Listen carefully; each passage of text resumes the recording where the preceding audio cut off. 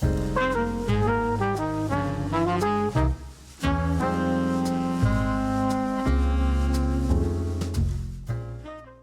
and welcome back to the channel. Yep, it's time to talk about mermaid movies. I've been planning mermaid movies for the channel for a while.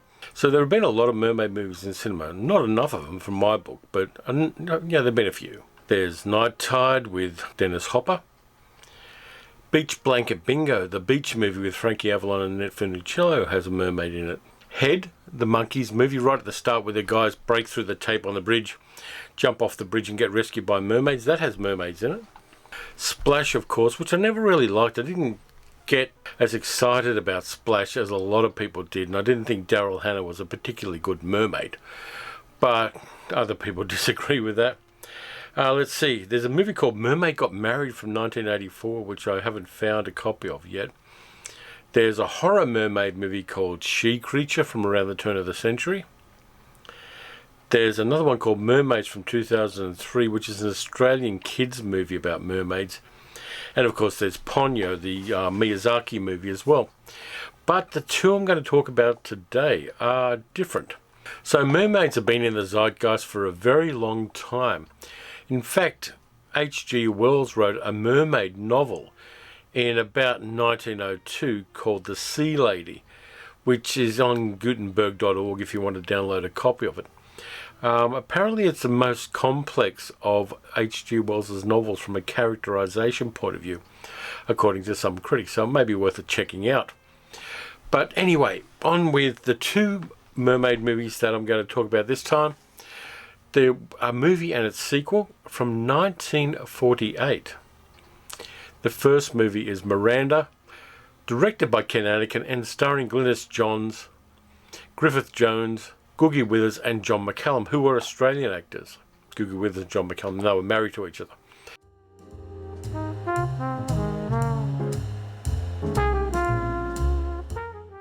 It's kind of cute, it's kind of fun, and it came out in the same year that an American mermaid movie called Mr. Peabody and the Mermaid, starring William Powell and Anne Blythe, came out.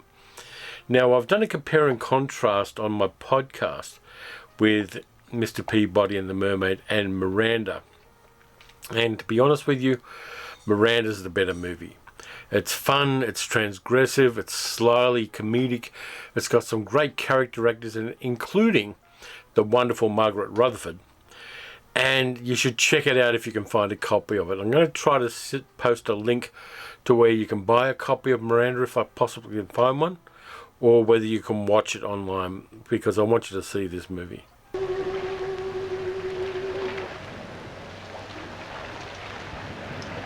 I suppose you think you're seeing things?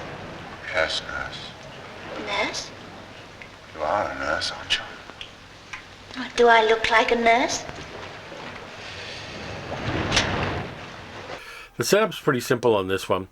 Griffith Jones plays a guy called Paul, who's a doctor. He goes on a holiday, even though he's married. His wife doesn't want to go fishing in Cornwall with him for his holiday. So he takes a couple of weeks off and goes fishing in Cornwall, where he gets nabbed by a mermaid played by Glynis Johns, the titular character, Miranda. Now, Miranda is interested in human men because all of the male mermen have gone away. I love tall men. The last two I caught were so short I had to throw them back again. Also, Miranda is really kind of sex positive. She's not inclined to monogamy, let's put it that way. But you wouldn't dream of keeping me here. Why, I'm a respectable married man. Oh, so you've got a wife? Yes. Well, there are plenty of men on land. She'll soon find another one. And the movie ends up being a kind of comedy of manners, in a sense, where the kind of uptight and really class-laden structure of British society is challenged by this random blonde mermaid, whom Dr. Paul takes back to London with him, telling people she's an invalid, so she's in a wheelchair, and letting her see the sights of London.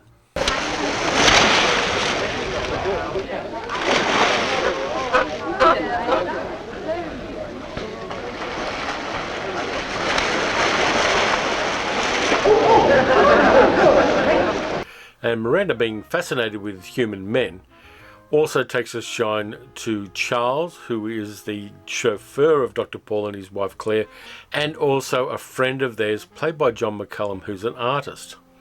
So she's flirting with all of them and quite outrageous in her forthrightness, let's say, toward the men involved. And it's hilarious because it shows up the real stiffness of English society as it was in the post-war years.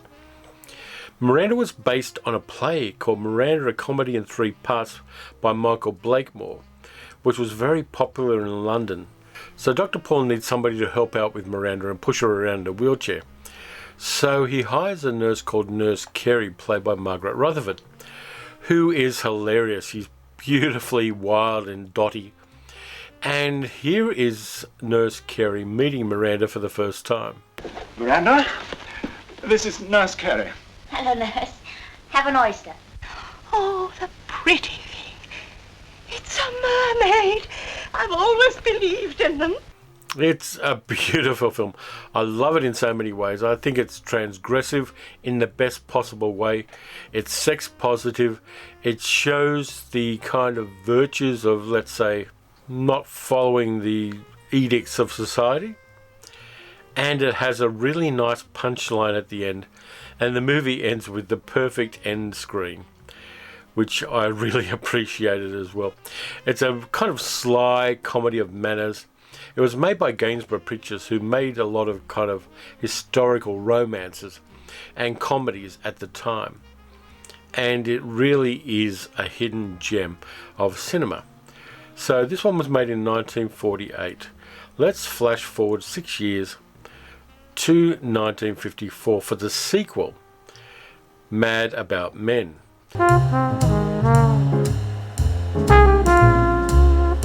Now, Rank Studios, who made Mad About Men, said it wasn't a sequel to Miranda, even though it's got the same character in it. This is what is known in the film trade as bullshit. It's a sequel. In this one we meet a distant cousin of Miranda's called Caroline Truella, who looks exactly like Miranda, from the waist up. I lost my bathing cap. You won the race, though. That was just luck. Proud of you, Caroline. Proud of you. She owns a house in Cornwall, which she's heading down to sell. She's got a tight-ass fiancé whom nobody likes, including her. Well, I hope you have a nice weekend at Smuggler's Rest. You sound as though you do. I consider it a ridiculous waste of money to be traveling first class. It's a long journey and I wanted to relax. And so she goes down to the Smuggler's Rest, which is the name of the house in Cornwall, and she hears singing in the middle of the night. So she goes down and goes into the smuggler's cave below the house and meets both Miranda and her sister Berengaria, played by Dora Bryan, who is a little bit nutty. Is anybody there? Hello? Do you like being a mermaid? It's rather dull at the moment. All the men are away. The mermen, of course. Yes, they've gone to a choral convention in the Caribbean. They go every year, 2 weeks. So we get again the comedy of manners. She meets a fisherman who's also a very wealthy man, played by Donald Sinden, and kind of gets infatuated with him. She also meets a guy called Barclay Sutton, played by Nicholas Phipps, who's one of the local squires in the place. And she goes on her merry way of flirtation. She pretends to be Caroline, while Caroline goes on a biking holiday with her lesbian friend, played by Judith First. Judith First was a character actress in England, apparently a very, very nice woman, but she was a very butch lady and also quite out about her sexual proclivities. But I've seen her in a number of films. She's also in Black Narcissus, playing one of the head nuns in the nunnery up in the Himalayas, and she's really good in that one as well. And she shows real compassion, but because of her physical type, Judith First often played very cliched butch roles, which is a little bit of a shame, but she's quite good in the small part she has in Mad About Men. Now, this one is not as good as the first movie. It's a sequel that doesn't quite stand up to the first one, but it's in colour. It's got the same character. It's also got Nurse Carey in it, which is a lot of fun. And it kind of falls apart in the third act just a little bit. But I really like it as well. I like the fact that they made a sequel to it. And we got to spend a little bit more time with Miranda, also her cousin Caroline, and Nurse Carey. And of course, Caroline ditches her tight-ass fiancé and falls in love with the handsome fisherman played by Donald Sinden. And it ends on kind of a bittersweet note, with Miranda saying goodbye to Caroline and swimming off to sea. But I like it, but I don't like it quite as much as the first one. It's got a smooth theme song sung by the French crooner of the day, Jean Sablon, who was the French crooner you went to after Maurice Chevalier and before Yves Montand. If you haven't seen Miranda or Mad About Men, you might want to track them down. They're a bit of fun. And as I'm recording this, we're in that liminal time between Christmas and New Year, where people start assessing the year, and it's a weird time. And sometimes when people are on vacation during this time, they forget what day of the week it is. So it's a very liminal space at the moment. And this kind of feel-good pair of comedies about mermaids is probably what you need right now. So they're my two recommendations for this time around. Thank you very much for watching. If you enjoyed the video, please consider liking, subscribing, and leaving a comment. Tell me what your favourite mermaid movies are. Night Tide is a fantastic film, and if you haven't seen that, you really should. And some people like Splash. Anyway, look after yourself. Stay safe.